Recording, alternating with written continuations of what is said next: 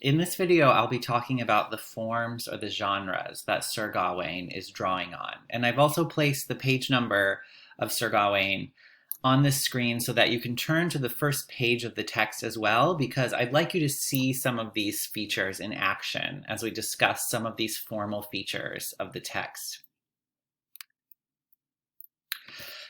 So the first thing I want to draw our attention to here is that Sir Gawain participates in something scholars have called the alliterative revival. First, to understand that term, we need to know what alliteration is. Some of you who have written poetry or have studied English in high school might remember that alliteration is the repetition of the same consonant over and over again. So I wrote a terrible poetic sentence below. He put his palm on pretty petals. We hear that return of the P over and over again. That's what alliteration is. Now, what are scholars talking about when they say that it's an alliterative revival? That means that Sir Gawain is looking back to a previous historical moment in which alliteration was really common, and it's trying to bring it back. We actually have already read a text that participates in this earlier alliterative phase, which is Beowulf. The Old English language loves to use alliteration, and Beowulf participates in this too. Sometimes the translator did what he could to include that alliteration in his modern translation. It's not always there, but if you look for it, you might see it. So here are some examples from Beowulf where you would see this alliteration. He was 4 times a father, this fighter prince. The wife of Anella was a balm in bed to the battle-scarred Swede.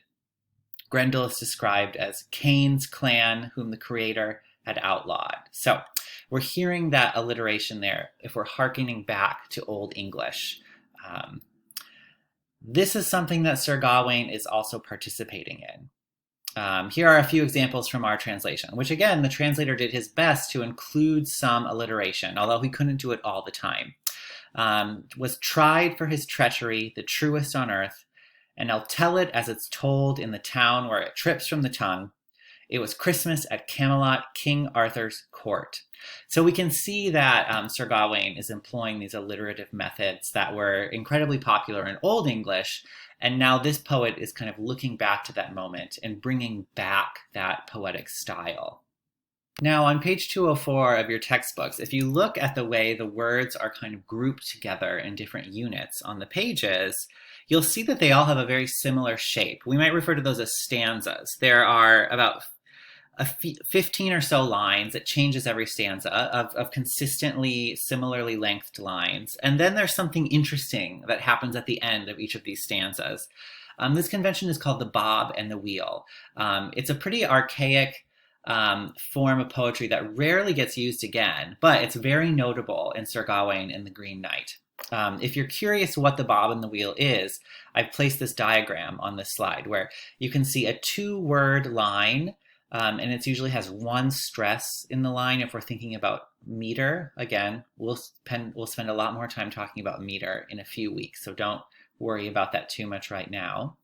And then 4 lines that compose the wheel. And these 4 lines tend to adhere to a rhyme scheme as well, especially land and hand in this example.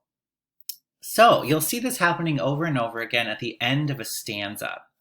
And the question I want to pose to you about this, there's no right or wrong answer, really. It's simply about what effect does this poetic structure have on you as a reader?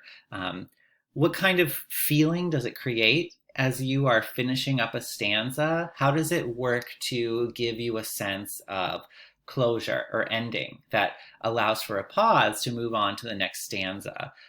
Well, we can't always point to exactly how forms affect us. They tend to have a subtle way of making us think differently about the end of a stanza. So I want you to think about that question. We're also seeing in Sir Gawain and the Green Knight numerous forms that we're already familiar with. So we're able to build on the knowledge we've already acquired so far in this class. It uses a lot of the forms that Marie de France was using 2 centuries earlier. Sir Gawain is participating in that genre of medieval romance, which remember focuses not just on love, or perhaps not love at all, but a knight who goes on a quest, on a mission. It participates in Arthurian legend. We're clearly in the world of King Arthur, Camelot, Guinevere, and some of the Knights of the Round Table here. And furthermore, the form or genre of chivalry continues to be really important in this text. Something that we haven't seen before in this class is the convention of the beheading game. This describes what the Green Knight asks Gawain to do to him at the beginning, to cut off his head, come back a year later, and to let him repay the favor.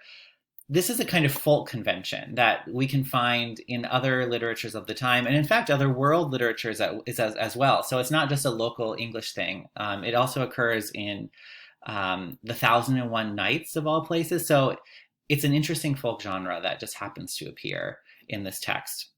And those are all the forms I'm going to discuss with you now, and we'll move on to context.